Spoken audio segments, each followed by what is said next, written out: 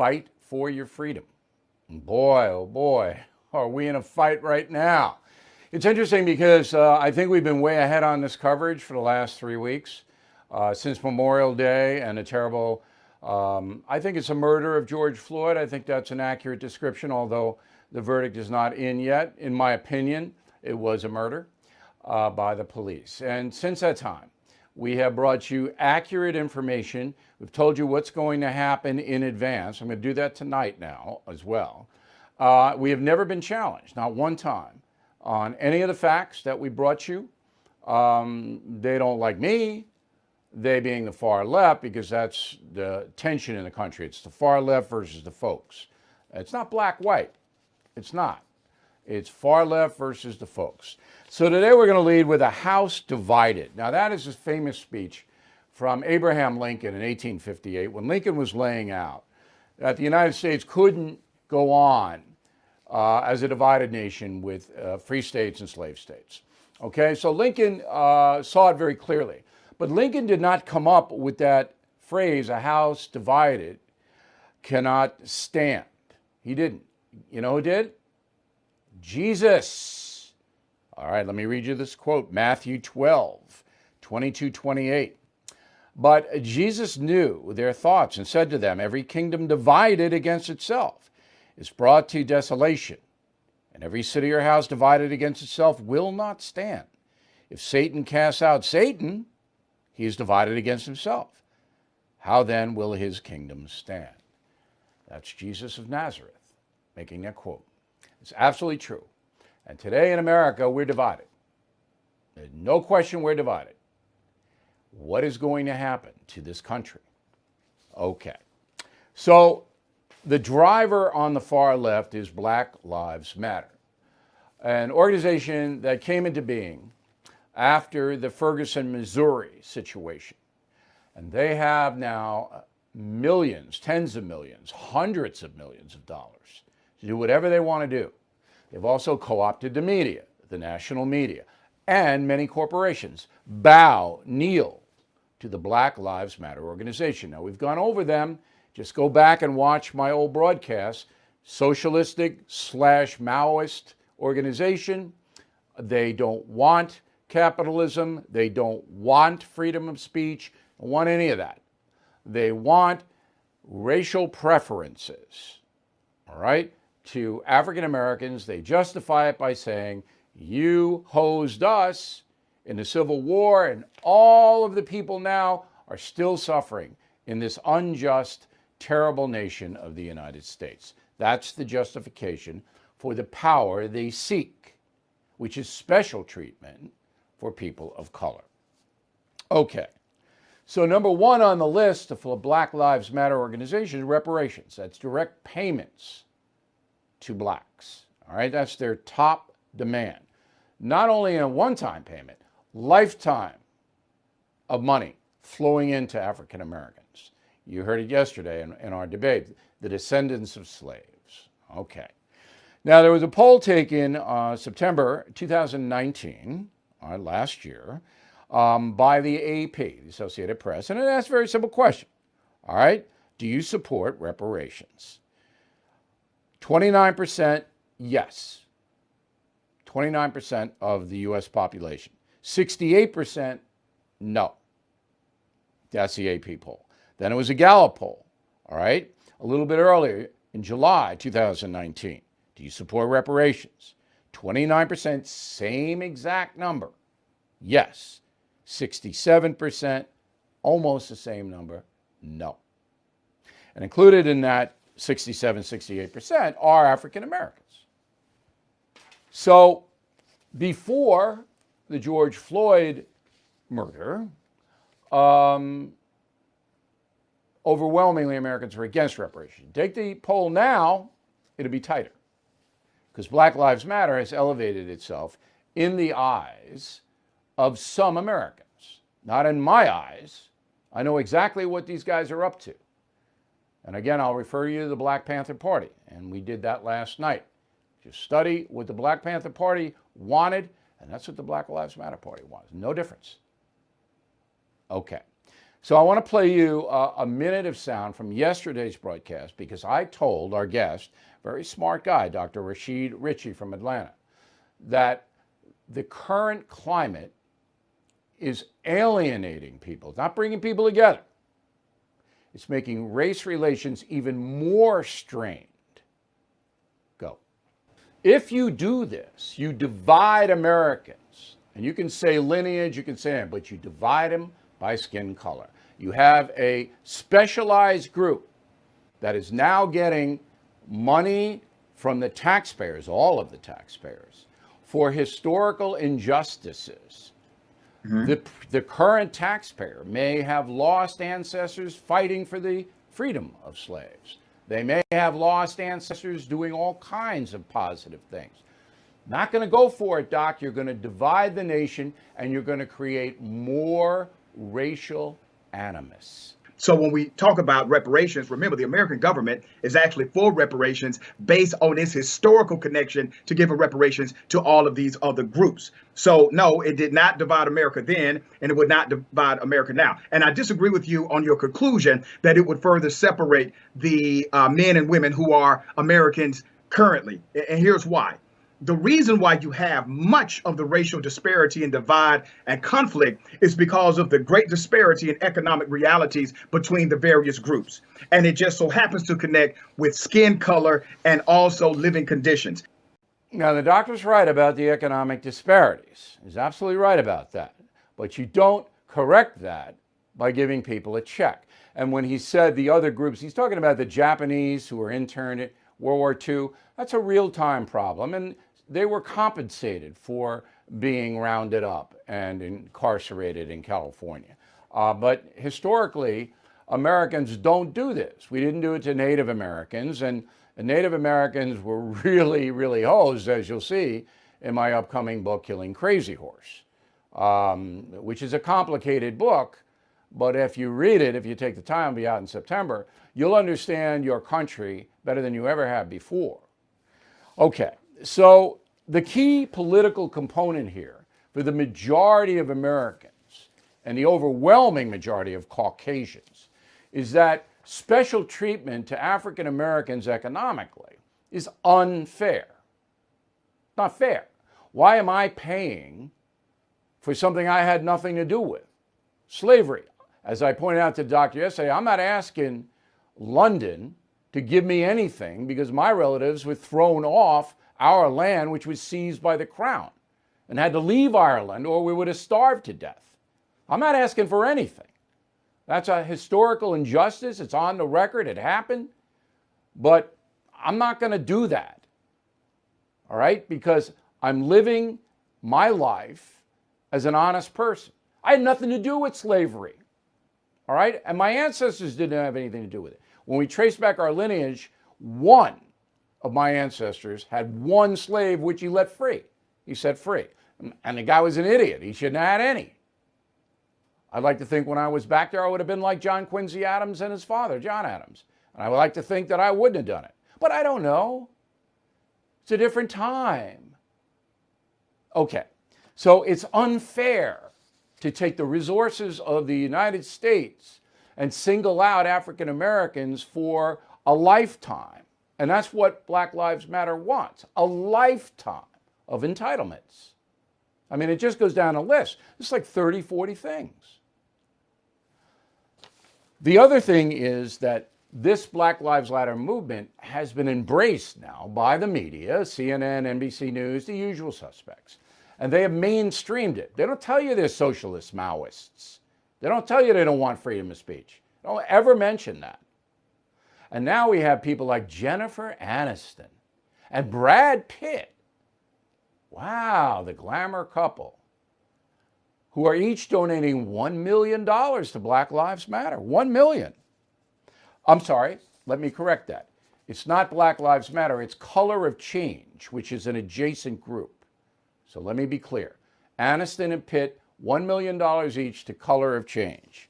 Well, here's what Color of Change wants. It's demanding that Netflix never again run any movie or show that contains police. How absurd is this? All right. Universal income for African Americans. As I said, that's Black Lives Matter once said. Just money every week coming on in for nothing. And end cash bail. No matter how heinous the crime is, no bail. You do whatever you want, you get arraigned, you're out on the street. This is the color of change, which also pays demonstrators to go to certain places and accuse people and companies of being racist. They pay them. And now they have more money to pay them because Jennifer and Brad both kicked in $1 million. Now, if I had them here and said, do you know about this, Mr. Pitt, Miss Anderson, you know about this? They don't know anything. They're virtue signaling. And maybe I'm wrong. Maybe they're very, very intelligent. Maybe they've analyzed color of change. Maybe they agree with never having another cop show on the air in America. I believe that's censorship. Maybe they agree with that, though. And maybe if there was a police officer involved with friends, we could never see that rerun again. Right, Jennifer? Oh, jeez. But the importance of this is those two people have tremendous followings, Pitt and Aniston. And it bleeds down into the urchins and the uninformed people. Oh, Jennifer and Brad are each given $1 million to color of change. Oh, I'll do that too. That's okay. Censorship, universal income. Oh, that's all right. Okay. This is the nation we live in now, where information is just strangled. I mean, as John Fogerty once sang, there's a bad moon rising in this country. Okay, now racial tensions you think are maybe at the bottom now, but they're not. You know when it's really going to hit it? When the National Football League opens up, because there'll be very few players standing for the national anthem. The pressure on these players to now kneel is enormous. So if you're a white player on a team and you don't kneel, some of those black players aren't going to like you. All right? And you're going to have division in that locker room, political division. That's absolutely going to happen. In fact, there was where were these guys? High school baseball team, Iowa, Des Moines. There they are. The whole team. There they are. Okay. So that's what you're going to have. Now, once that happens in the National Football League, you're going to have a tremendous division in this country. You're going to have anger all over the place. We saw what happened with one or two, Colin Kaepernick. A few more than that. But now everybody's going to have to do it. Kneel during the national anthem. So the league's going to have to do something. I think I'm going to predict they're going to run a national anthem 20 minutes before game time when both teams are in the locker rooms. The teams come out, they warm up, they stretch, they do this and that, and then they go back in for last-minute instructions. That's when they'll run the anthem, far away from the TV cameras. But it's going to explode because you know the press is going to be there, and you know some of those players are going to come out of the locker room. This is really going to divide the nation in the fall. Donald Trump. So how should he handle this thing? Hurting him, because a lot of Americans are saying, now, pandemic, race problems. There's a poll that said 80% of Americans are unhappy with the state of the country now. I'm unhappy with it.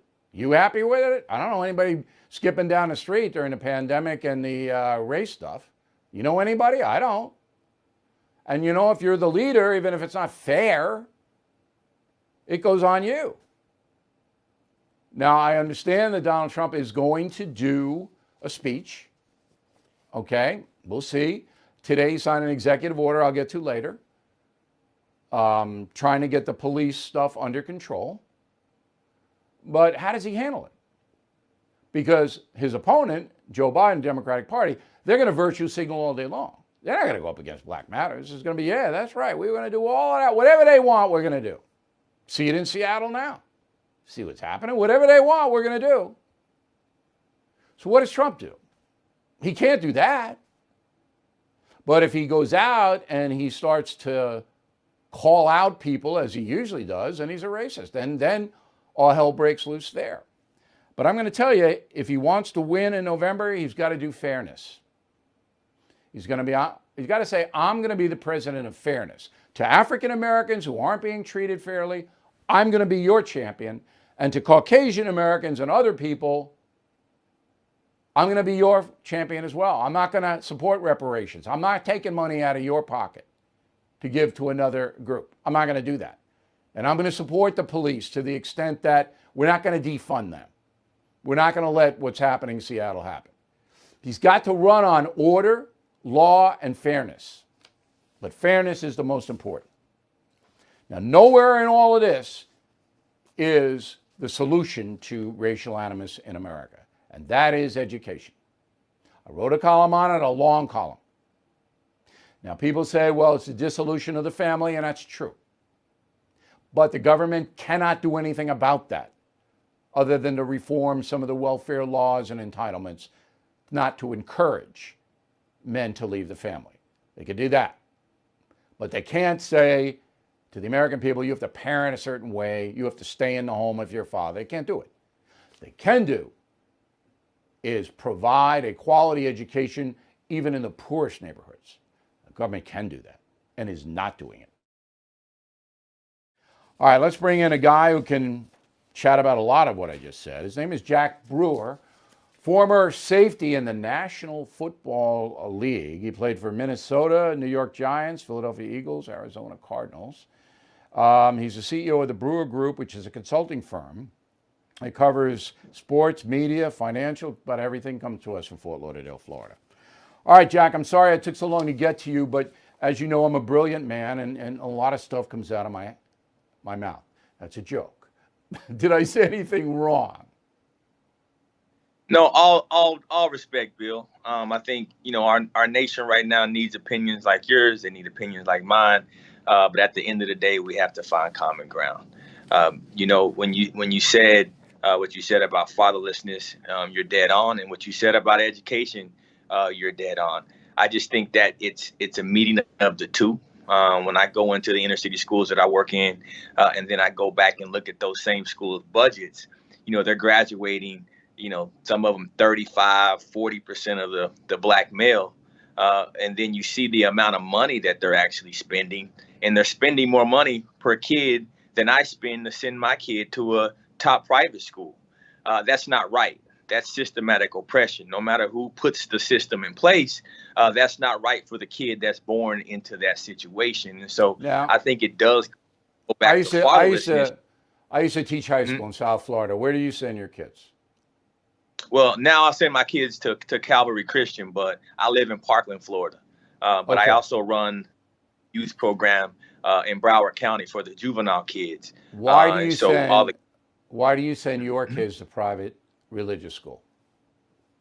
Well, I started off sending my kids to private school, and I tried a year of public school, and he came home one day in tears that the teacher made him tuck his cross in his shirt, but she let everyone else keep all of their symbols on their necklaces out. That was enough for me. I didn't want my kid to be subjected to this leftist mentality that pushes these kids away from God, but yet they teach these kids they can go in any bathroom they choose. So those things for me are non-starter. So I decided to take my kids out of that environment and put them around some Christian teaching, Christian love, and beliefs that fit our home. I did the same thing with my children. Same exact thing. Pretty much for the same reason, that I didn't want a secular education for them because it wasn't an educated education, if you know what I mean. The teachers weren't informed enough about history, about theology, about anything to really be effective to the kids. Now, I read your point of view, and I know what you say when you go to speak to groups and all of that. Do you agree with me that with a 75% out of wedlock birth rate, and that's what the African Americans have, that there is really nothing the federal government can do to overcome that in an economic way? In an economic way, maybe, but I think the infrastructure could change in a way that would allow men like you and myself to go in and actually help bridge that gap. I've done that. I've started to do that in Broward County with our programs. I've done that with our American Heroes programs, bringing in athletes and influencers who care about these kids to help bridge the gap. You see, my issue is that the money is being spent. It's just how it's being spent. For $20,000 per student per year, you should be able to support every inner city kid with the opportunity. Absolutely. It's 30,000 in New York City, and they still don't Yeah. can't do the math, and they can't do the science, and they can't read, and they can't write. But it's because, Jack. So Bill, wait a minute. Here's why here's why the money doesn't work. Because there is no discipline in the public school systems.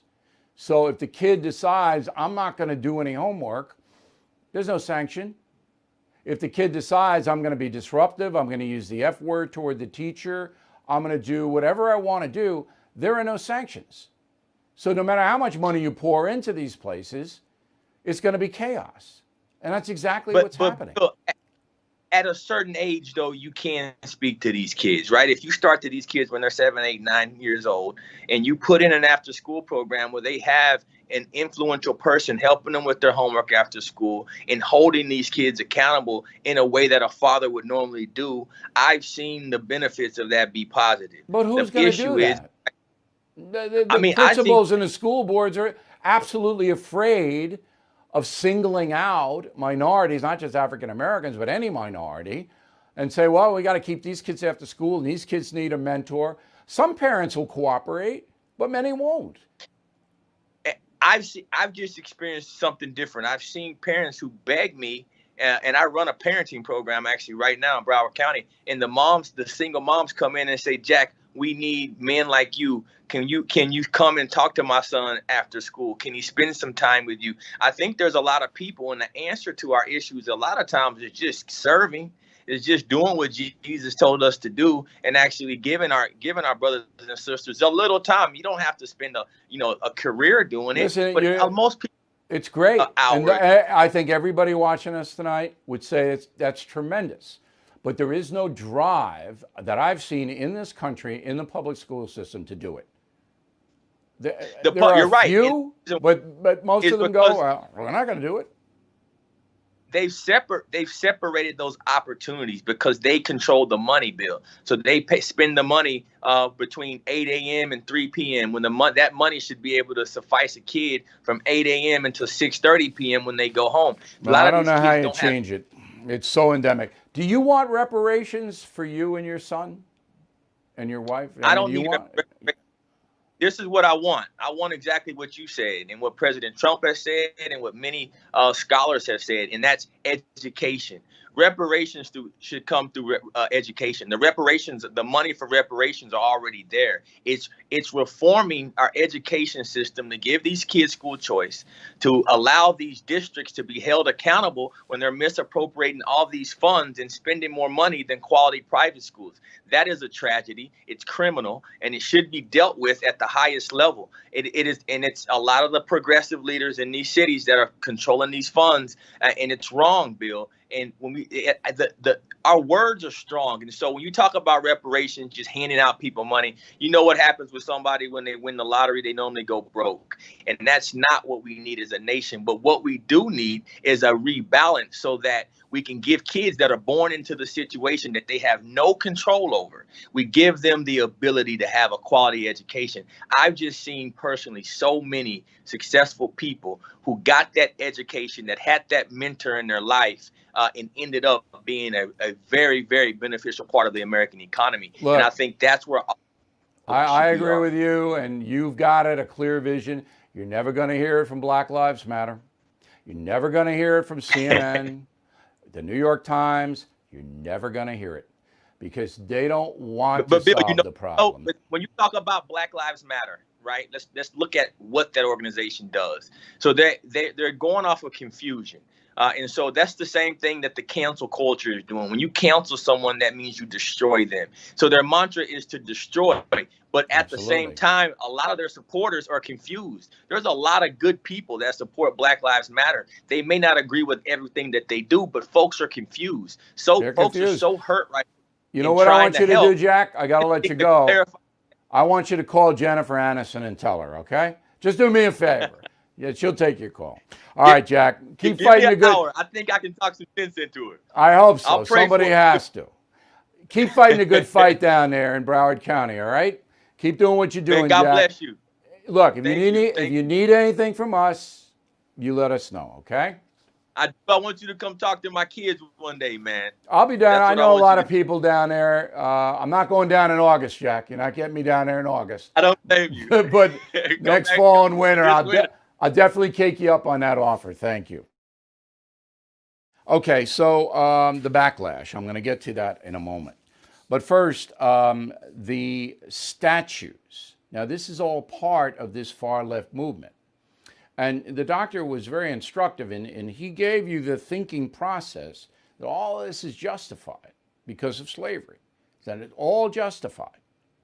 And believe me when I told you, there was not one Black Lives Matter official that condemned the arson and the looting. Not one.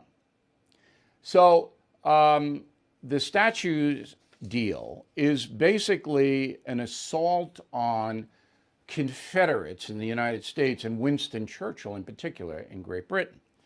Now, the Confederate stuff has some merit.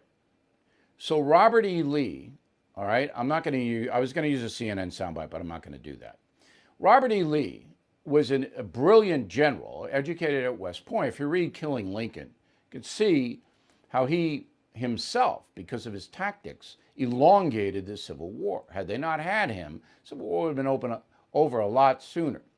But Lee was a slave owner, and he did not treat his slaves very well. He was a Virginian. I have a letter from Robert E. Lee explaining that he fought for the South because of quote-unquote states' rights, but the primary states' rights was slavery.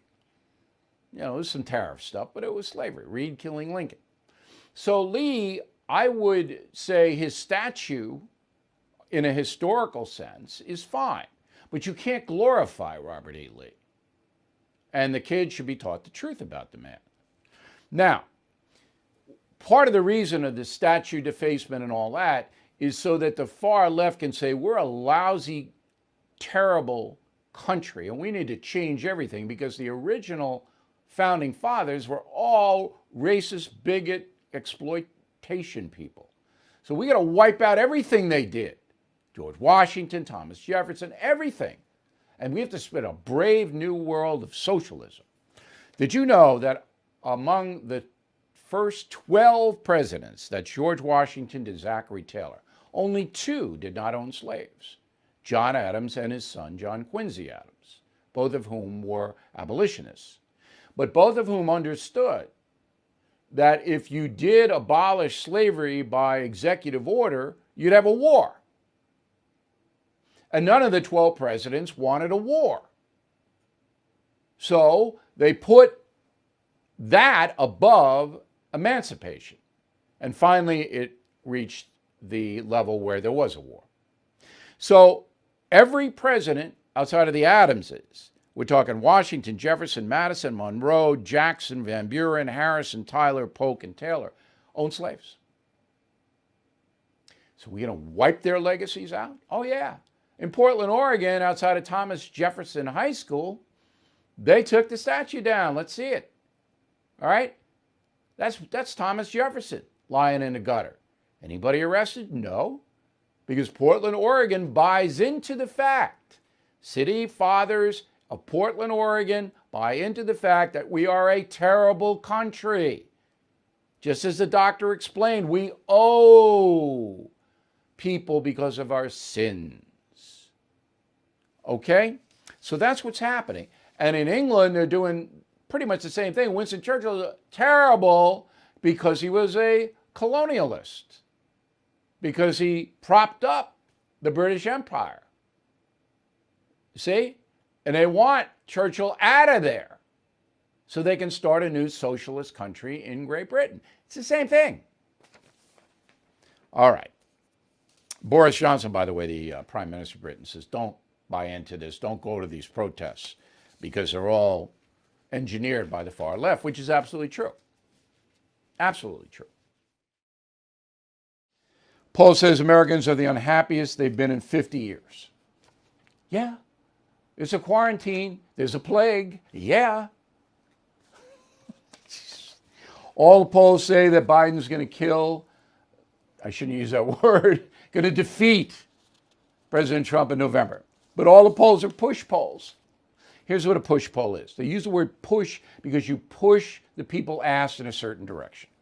All of these polls, Reuters, Economist, they all have far more Democrats than Republicans, and the independents are undefined. So here's the game.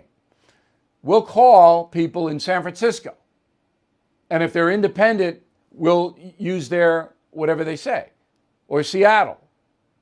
Okay, we're not going to call them in Tupelo, Mississippi, and we'll list them as independent. That's a push. They push it. That's what they're doing here in this polling. Don't believe the polling. Don't believe a word of it. Is President Trump in a strong position? No. November, he might be in a far different position. And the polling at the end of September, early October, is when I will really pay attention to it. And the other thing is that elderly people don't do internet polls. People over 60 don't do them. So you knock out all the senior citizen vote on the internet polling. COVID. Texas, big problem. So we called.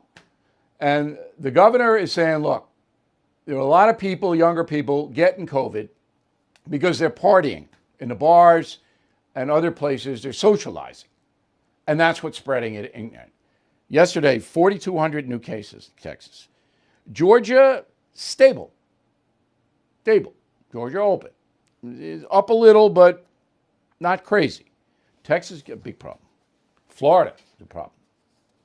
And that's the attribution. Younger people socializing. Most Americans say 45% of Americans say they will not fly because they fear COVID on the airline. Bookings down 82% from a year ago. Everybody's scared. Day in history. California was discovered on this day. California, one of the most beautiful places in the world. All right. June 17th, 1579, my man, Francis Drake. All right, this guy was amazing. He took 5 ships from England, sailed around, okay, the Cape in South America, up all the way to California. He lost 4 ships because you're down by the Antarctic and that Cape, it's a rough place. Anyway, Drake gets to California and he says, hey, we own it. The Queen owns it. Drake and the Queen were close. Not in that way. They were friends. And the Queen knighted Drake when he got back with a whole bunch of stuff that the Queen liked. So Drake's Cove in Point Reyes, I think it's just north of San Francisco, that is the memorial to Sir Francis Drake, a distant ancestor of mine. That's why I put him on. But if he wouldn't recognize California today, no, he would not. All right. I'm going to take a quick break. I'm going to be back with a lively mail segment and then a final thought about behavior. All right, let's get to the mail. We got Anthony, concierge member. Thank you, Anthony. I've never met a single person who agrees with what the Minneapolis officer did to Mr. Floyd. Country is in agreement, 100%. Why are we protesting and rioting? We aren't. Some very militant people are, and some criminals piggybacked on that. This is not a mass protest. All right? Media makes it seem like it, but it isn't. The numbers are relatively small. That being said, people should protest about Mr. Floyd, because that can never happen again. Elizabeth Hollick, Wayne, New Jersey. Has anyone had meetings, interviews, or any communication with the leaders of the Black Lives Movement? No. Black Lives Matter movement, they saw what happened to the Black Panthers because it's the same movement. They don't want to be famous. They don't want you to know who they are. But you're not getting that. Joe Hazley, Oakhurst, New Jersey. Bill, if we can't count on our leaders to protect us from unjustified political insurrection that's obviously occurring, then what can we do? I feel threatened by Black Lives Matter and Antifa because law enforcement is not doing its job. What can you do? You can be nice to your local police. I am. That's what you can do. That's about all. And you can vote out the people who are enabling the radicals. Vote them out. Campaign against them. Donate to their opponents. Dick Marcutin, Akron, Ohio. Based on your reporting, Bill, the Black Lives Matter organization, very well funded. Is the leadership strong enough to bring chapters together and form a third political party? No, not what they want. They're pressuring the Democratic Party in particular to do what they want the Democrats to do. So Black Lives Matter is the puppet. It's like the Godfather, the puppet pulling the strings of the politicians. They don't want to get into the arena. They're too radical. Mike Oberhaus, Fulton, Missouri. Bill, no way I would play the national anthem and display the flag at any NFL game where it is not honored. Just don't do it. That may come to be. NFL's got a huge problem. We might not even see that. Linda, concierge member. Thank you, Linda. Your show is the best I've ever seen. I was a fan when you did The Factor, but this show is so much better. Thank you. I got more time to do what I want here. I don't have a corporation. I'm the boss, and that's what you're getting. All right, Father's Day. Give Dad a concierge membership. He gets direct access to me or Granddad. They can send me an email anytime. We have a chat about it. That's what concierge membership is. And you get free books. Premium membership, not quite as expensive, but they're not. I kept the prices down on all of this. You know that if you go to our store. You get free books if you sign up. So give Dad something he could really enjoy for the whole year. Concierge or premium membership to BillO'Reilly.com and get the free books. Crazy Horse out September 8th. Another quick break, back with a final thought. All right, a brief final thought today. Relax this weekend, please. Father's Day weekend. Have some fun. Clear your head. COVID, it's there. Try to avoid it. That's all I can tell you. Race, we'll deal with it. It'll de-intensify. Have fun. Have fun. Fun is important. Get some ice cream. I'll see you next week.